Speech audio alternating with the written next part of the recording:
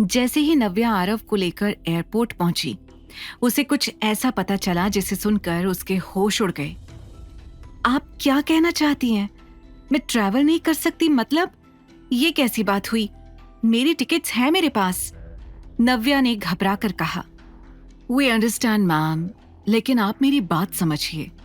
आपकी प्रोफाइल को एयरलाइन ने ब्लैकलिस्ट कर दिया है। बस इसलिए हम आपको फ्लाइट से ट्रैवल करने के लिए अलाउ नहीं कर सकते, सर्विस असिस्टेंट ने कहा। तभी नव्या के पीछे खड़े लोगों ने आवाज देनी शुरू कर दी। मैम थोड़ा जल्दी कीजिए, वी आर गेटिंग लेट। नव्या अब और परेशान हो गई थी। अरे ये आप कैसी बातें कर रही हैं? मैंने तो आज तक ऐसा कुछ भी नहीं किया है जिसकी वजह से मुझे ब्लैकलिस्ट कर दिया जाए। आप अपने सीनियर से मेरी बात करवाइए। प्लीज मैम, आप समझिए, मैं आपकी इसमें कोई मदद नहीं कर सकती। आप इस फ्लाइट से तो क्या, किसी भी फ्लाइट से ट्रैवल नहीं कर सकती हैं। इसके अलावा अगर आपको कुछ जानना है तो वो सामने हमारा ऑफिस है, आप वहां जाकर बात कीजिए, सर्विस असिस्टेंट ने कहा और दूसरे पैसेंजर के चेक इन में बिजी हो गई। ये सब क्या हो रहा है? मैं ट्रैवल नहीं कर सकती, पर क्यों? नव्या इतनी परेशान हो गई थी कि उसे कुछ समझ नहीं आ रहा था। उसने अपने एक हाथ से आरव का हाथ पकड़ा और दूसरे हाथ से अपना सामान।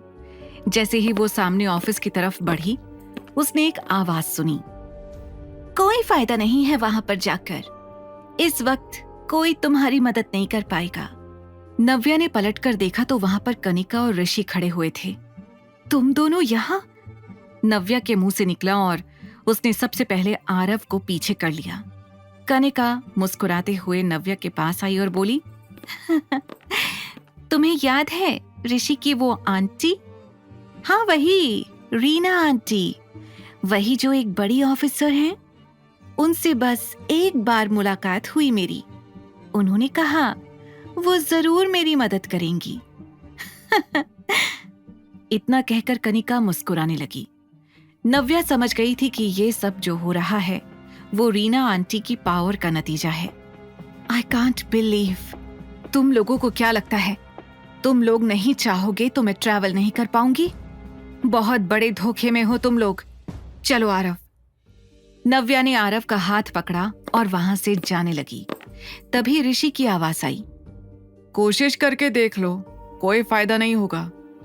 तुम्हें अब सिर्फ एक ही रास्ता बचा सकता है, वो है मिस्टर अहलूवालिया से शादी। ये सुनकर नव्या गुस्से से वापस आई और उसे घूरते हुए कहा, अब अगर एक शब्द भी अपने मुंह से और निकाला ना तो मैं भूल जाऊंगी कि मैं एयरपोर्ट पर खड़ी हूं। मेरी और मेरे बेटे की जिंदगी से दूर हो जाओ तुम लोग। इतना कहकर उसने आरव का हाथ पकड़ा और एयरपोर्ट से बाहर निकल गई। वो रीना आंटी की पावर को अच्छे से जानती थी, इसलिए ऑफिस जाकर अपना टाइम वेस्ट नहीं करना चाहती थी। कैब में बैठते ही आरव ने पूछा, मम्मा हम कहाँ जा रहे हैं? Railway station.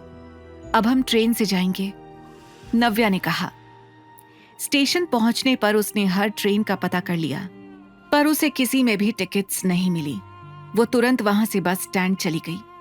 कैब से उतरते ही उसने देखा कि उसके सामने कुछ आदमी खड़े हैं, लंबे चौड़े हट्टे कट्टे आदमी। जिस तरह से वो नव्या और आरव को देख रहे थे, नव्या समझ गई थी कि ये आदमी उसके पापा ने ही भेजे हैं। आरव, गाड़ी में बैठो। उसने आरव को वापस कैब में बैठा दिया। उन गुंडों के होते हुए उसकी कैब से उतरने की हिम्मत नहीं थी।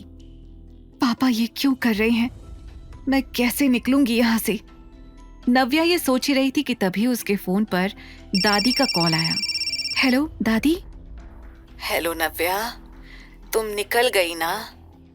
दादी ने घबराई आवाज में पूछा। दादी कुछ हुआ है क्या? आप इतनी परेशान क्यों लग रही हैं? नहीं नहीं कुछ नहीं, तुम बस ये बताओ कि तुम निकल गई ना। दादी जिस हिसाब से गोल मोल आंसर्स दे रही थी, नव्या को समझ आ गया था कि दादी ठीक नहीं है। उसे लगा कि कहीं फिर से शेखर ने दादी को धमकी तो नहीं दी। उसे दादी की बहुत चिंता हो रही थी। उसने सोच लिया कि इस वक्त वो सेल्फिश नहीं हो सकती। उसने तुरंत अपनी कैब घुमवाई और सीधे घर के लिए निकल गई। मम्मा क्या हम दादी के पास जा रहे हैं? आरव ने हैरानी से पूछा। लेकिन नव्या इतनी घबराई हुई थी कि उसने आरव के सवाल का कोई जवाब नहीं दिया। दादी ने घर के दरवाजे पर जैसे ही नव्या को देखा, वो शॉक्ड रह गई। तुम गई क्यों नहीं? तुम यहां वापस आपको अकेला छोड़कर चली जाऊं? मैं इतनी सेल्फिश नहीं हूं दादी। पापा फिर से आए थे क्या? उन्होंने कुछ कहा आपसे? नव्या ने पूछा। दादी का चेहरा देखकर ही पता चल रहा था कि उनकी रो रो कर बुरी हालत हो गई थी। मुझे तो यकीन ही नहीं हो रहा है कि शेखर को मैंने अपनी कोख से जन्मा है। शिखा और कनिका ने उसे इतना अंधा कर दिया है कि वो अपनी माँ को भी भूल गया है। तुझे इस शहर में रोकने के लिए उसने क्या कुछ नहीं कर दिया। उसने मुझसे कहा था कि मैं तुम्हें फोन करके वापस बुलाऊं, पर मैं नहीं चाहती थी कि तुम वापस आओ। तुम क्यों आई वापस? दादी बोलते हुए रोती जा रही थी। नव्या ने तुरंत उनका सिर अपने कंधे पर रख लिया। मेरे होते हुए आपको जरा भी परेशान होने की जरूरत नहीं है दादी। वो आपको परेशान करके मुझे रोकना चाहते हैं ना, तो ठीक है, मैं रुकूंगी, मैं यहीं रुकूंगी। नव्या की ये बात सुनकर दादी परेशान हो गई। नहीं, मेरे लिए तुम यहाँ बिल्कुल नहीं रुकोगी। मैं तो ऋषिकेश चली जाऊंगी। तुम यहाँ क्या करोगी? तुम्हें जाना होगा यहाँ से। नहीं दादी, कितना भागूंगी मैं? 6 साल पहले भी ये सोचकर चली गई थी कि शायद सब कुछ ठीक हो जाएगा, लेकिन अब नहीं। आप ऋषिकेश जाएंगी, खुशी से वहां रहेंगी। मैं इतनी सेल्फिश भी नहीं हूं कि आपको परेशानी में डालकर यहां से भाग जाऊं। पापा, सॉरी, मिस्टर शेखर सिन्हा यही चाहते हैं ना कि मैं यहां पर रुककर उनका सामना करूं, तो ठीक है, मैं यहीं रुकूंगी। अपने पापा को उनके नाम से बुलाने में नव्या का दिल टूट रहा था, लेकिन अब पापा शब्द मानो उसके गले में अटक रहा था। नव्या ने दादी को वहां से भेजने और खुद वहां रहने का पूरा मन बना लिया था। वो चाहती थी कि वो किराए के घर में रहे, लेकिन दादी ने बड़े प्यार से उसे अपनी घर की चाबियां सौंप दी थी। नव्या ने दादी की बहनों से बात की और उसी रात उन्हें ऋषिकेश की बस में बिठा दिया। वो नहीं चाहती थी कि उसकी वजह से दादी पर जरा सा भी खतरा मंडराए। उनके जाने के बाद घर में बस नव्या और आरव ही बचे थे। सोते वक्त आरव ने नव्या के पास आकर कहा, मम्मा, नानू और वो ईविल आंटी हमें इतना परेशान कर रहे हैं। हम पापा के पास क्यों नहीं चले जाते? वो 1 मिनट में सबको मजा चखा देंगे। ये सुनकर नव्या को हंसी आ गई। आरव, वो आपके पापा नहीं है बेटा, और अब हम उन्हें और परेशान नहीं करेंगे, और अब से आप उन्हें पापा नहीं कहेंगे। मैं आपसे प्रॉमिस करती हूँ कि एक दिन आपको आपके पापा से जरूर मिलवाऊंगी। ये सुनकर आरव को कोई खास खुशी नहीं हो रही थी, क्योंकि सच चाहे जो भी हो, आरव ने मन में अविनाश को अपना पापा मान लिया था। मम्मा, अब हम यहीं रहने वाले हैं क्या? हाँ आरव। तो फिर मेरा स्कूल, मेरे दोस्त और आपकी जॉब? एक नई जगह पर सेटल हो रहे आरव के मन में ढेरों सवाल उठ रहे थे, जिनके जवाब नव्या के पास भी नहीं थे। उसने अभी सिर्फ वहां रुकने के बारे में सोचा था। आगे क्या होगा और कैसे होगा, ये उसे भी नहीं पता था। सब कुछ नया होगा आरव, सब कुछ। इतना कहकर नव्या ने आरव के सिर पर हाथ फेरा और उसे सुलाने के बाद खुद भी सो गई। अगले दिन आहूजा ग्रुप ऑफ इंडस्ट्रीज का सीईओ अविनाश आहूजा अपने कैबिन में कुछ ऐसा देख रहा था जिसे देखकर वो दंग रह गया। Shashank, have you lost it? ये क्या है? उसने अपने सामने खड़े शशांक से पूछा। सॉरी सर, पर यही डेटा है। हर बार की तरह इस साल भी एक्सीलेंस अवार्ड हमारी इंडस्ट्री को मिलने वाला था, लेकिन स्टार एंटरटेनमेंट की वजह से ये अवार्ड हमारे हाथ से निकल गया सर। शशांक ने डरते हुए कहा। स्टार एंटरटेनमेंट आहूजा इंडस्ट्रीज की ही एक कंपनी थी, जिसमें पिछले कुछ महीनों से सिर्फ नुकसान ही हो रहा था। जहां तक मुझे याद है ये कंपनी तो मैंने विशाल को सौंपी थी ना? अविनाश ने कुछ सोचकर गुस्से में पूछा। यस सर, पर विशाल सर का एटीट्यूड बहुत अलग है। एम्प्लॉयज से पता चला है कि वो बहुत दिनों से ऑफिस नहीं आए हैं। ऊपर से जब आते हैं तब भी काम के अलावा कुछ और ही करते हैं, जैसे मॉडल्स के साथ फ्लर्ट, ऑफिस पॉलिटिक्स, रिसोर्सेज का गलत इस्तेमाल। इससे पहले कि शशांक उसे और कुछ बताता, अविनाश ने उसे रोक दिया। बस, अभी के अभी विशाल को बुलाओ। अविनाश के गुस्से से हर कोई वाकिफ था, इसलिए विशाल को तुरंत बुलाया गया। विशाल अविनाश के चाचा हेमंत का बेटा था। हमेशा से पढ़ाई और कैरेक्टर दोनों में ही वो कमजोर था। बुरी संगत में पड़कर बिगड़ न जाए इसलिए घर वालों ने अविनाश से जबरदस्ती करके उसे एक कंपनी दिलवाई थी।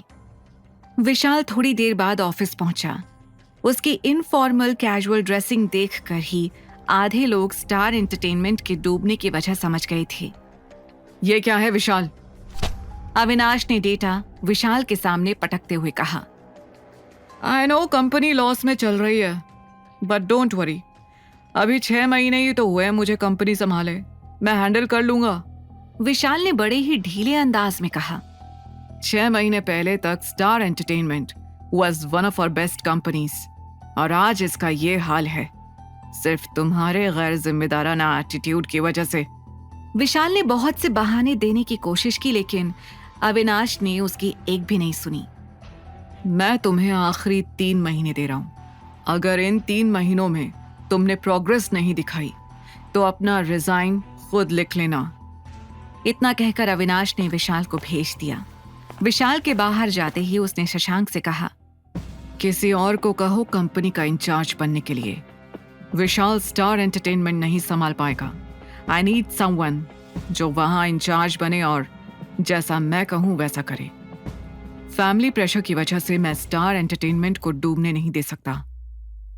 उधर नव्या ने अपनी जिंदगी की एक नई शुरुआत कर ली थी। उसने सबसे पहले अपने लिए नौकरी ढूंढना शुरू किया। वो हमेशा से एक ब्राइट स्कॉलर थी। ऊपर से उसका एंटरटेनमेंट इंडस्ट्री में वर्किंग एक्सपीरियंस भी अच्छा था। उसे भरोसा था कि उसे आराम से एक अच्छी नौकरी मिल जाएगी, लेकिन जितना उसने सोचा था ये उतना आसान नहीं था।